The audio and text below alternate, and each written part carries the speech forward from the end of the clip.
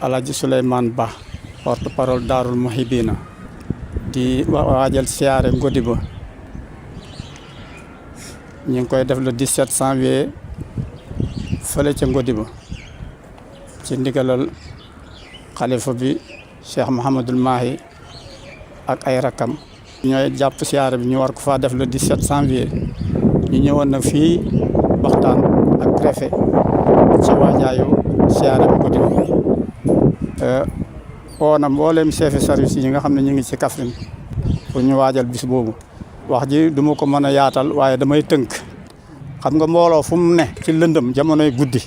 danañ soxla courant la cay topp danañ soxla sécurité ñoo xam ne nit la ñoo xam ne yàllaa leen bind te doomu aadama rek lañ ñoo takkal leen ab der nit ñi di leen ko ragalee te nit lañ ci nit ñi rek ñooñu itam pour ñëw nit ñi mën a dal xam lu ñuy def ciy baax santé mbooloo ku leen woo wax dëgg yàlla war ngaa sóoraale yaram wu jagati ndax day bett loolu itam dafa baax ndox mooy loo xam ne moom la doomu aadama di dundee kon kooku itam ndox bu daf ci am solo surtout nag ci diine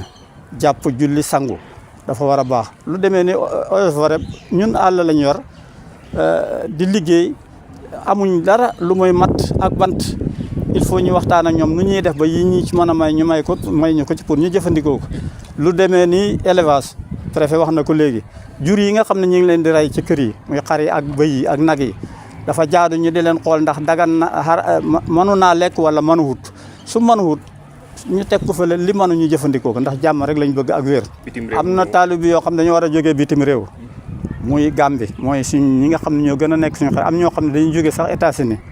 waaye ñoom ñëpp ñu tax di wax waaye Gambie gi ñu gis société moo gën a kii ndax ñoom dañuy am fuñ jaar bala ñëw ak si Ngodiba te ñii buñ jógee foofu bala ci douane bi rek lañ mën a jaar dugg si Ngodiba wax nañ ne ñu def tolérance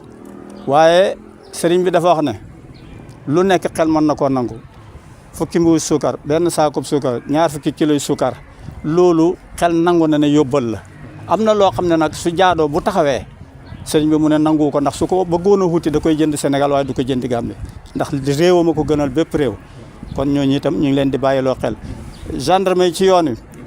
ñu ngi ñaan population yëpp dëkk yëpp mboolem ñi ñëw nañ am yar na ma yàlla baal ci wax ji maanaam ak teggin ak déglu leen te xam ne ñoom la ñuy dimbale suñ ne la taxawal suñ ne la demal suñ ne la bul dugg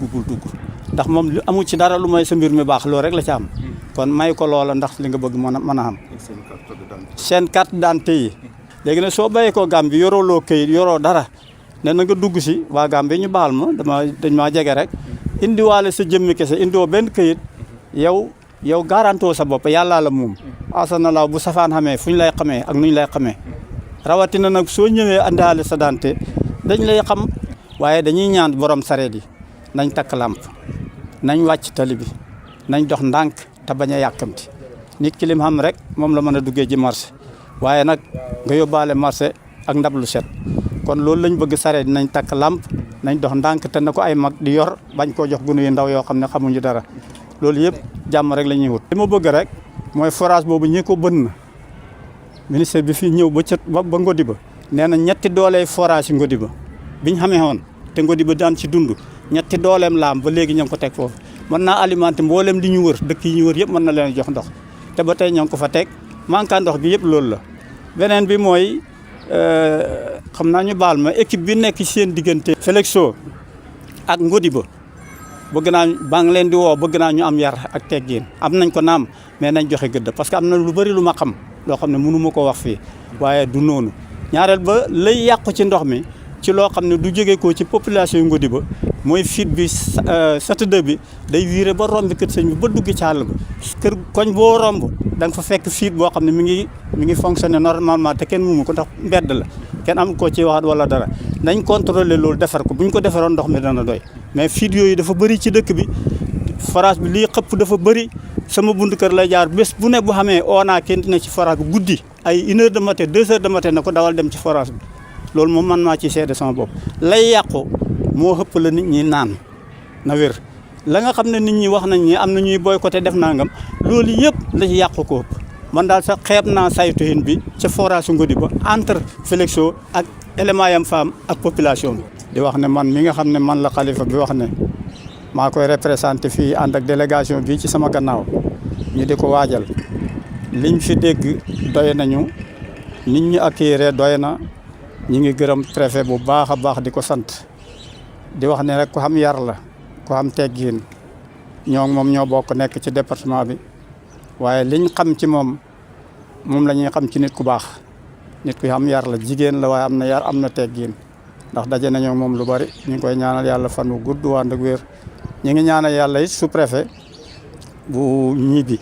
nga xam ne mooy suñ sous préfecture moom xaritu sëriñ bi la ni ma ko waxee rek bëgganteeg moom lool waaye nag ci yëngu-yëngu yi nga xam ne dëppoo na ak jamono yëpp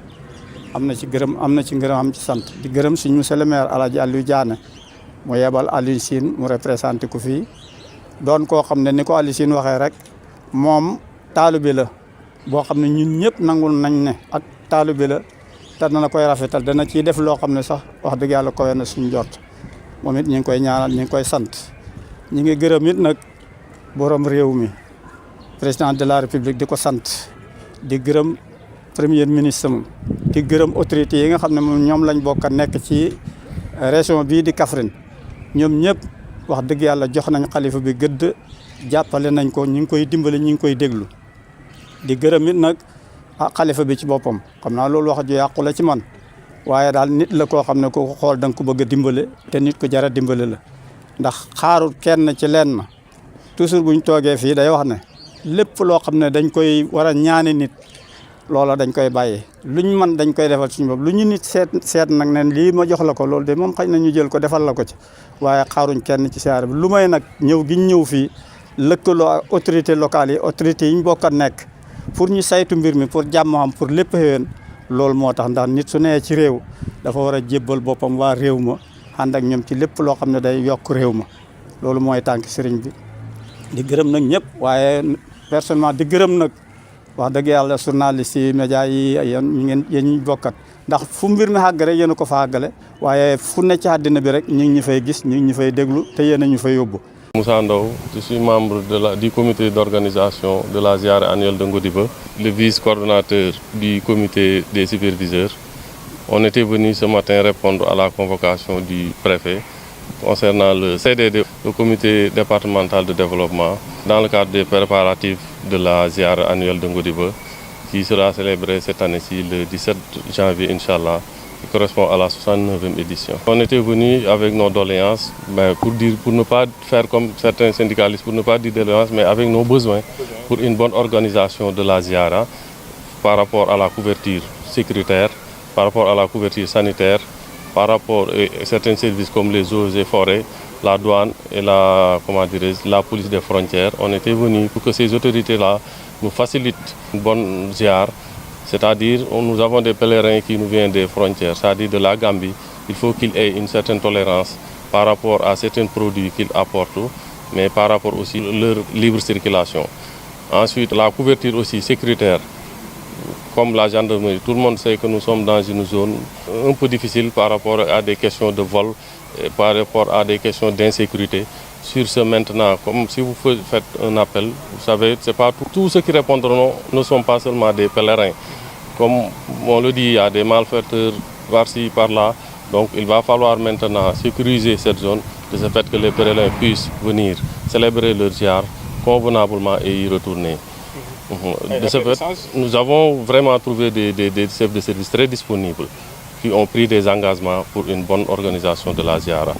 Comme d'habitude, on lance toujours l'appel à la discipline surtout. Comme on a l'habitude de le traduire, la voie n'est pas restreinte, c'est peut-être les cœurs. On ne peut pas interdire les charrettes. On sait que nous sommes dans une zone du bassin arachidier, les gens ont comme généralement moyen de locomotion les charrettes, donc ils sont obligés d'emprunter les charrettes. Mais nous les appelons à la discipline, à la tolérance. Ensuite, nous avons aussi interpellé les autorités, à savoir la gendarmerie, pour qu'ils puissent maintenant mettre des jalons de sécurité pour pouvoir accompagner les pèlerins là, pour qu'ils puissent rouler doucement, en toute sécurité, pour éviter certains accidents mortels surtout. Parce que nous avons constaté qu'après chaque ziar presque, il arrive un accident mortel. Et c'est des choses qu'on peut éviter. Nous avons fait une expression de besoin par rapport à un don d'appui en médicaments. Parce qu'à chaque année, on organise ce qu'on appelle des consultations gratuites Et par rapport à ces consultations gratuites, le poste de santé de Ngodiba ne peut pas supporter ça. C'est pourquoi nous avons tendu la main au MCD, qui a pris l'engagement, son représentant a pris l'engagement de faire comme les années précédentes, c'est-à-dire de nous appuyer en médicaments, mais de nous appuyer aussi en logistique, c'est-à-dire en nous donnant des ambulances, mais aussi de renforcer avec des médecins et des techniciens de la santé.